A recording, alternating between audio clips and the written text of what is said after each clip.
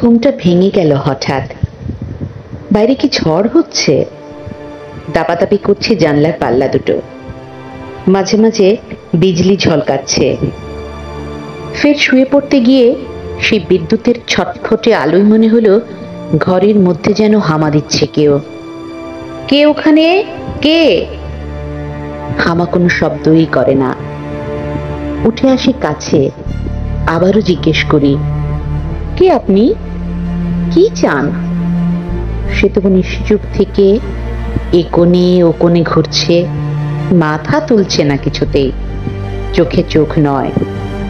কিছু কি খুঁজছেন আপনি? শুনতে পাচ্ছি।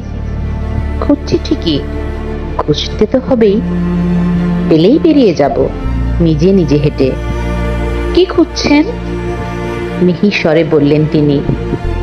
মেরুদণ্ডখানা। সেই মুহূর্তে বিদ্যুৎ ঝলকালো ফের। চমকে উঠে দেখি একা নয়, বহু বহুজন একই খোঁজে হামা দিচ্ছে এ কোণে ও কোণে ঘর জুড়ে।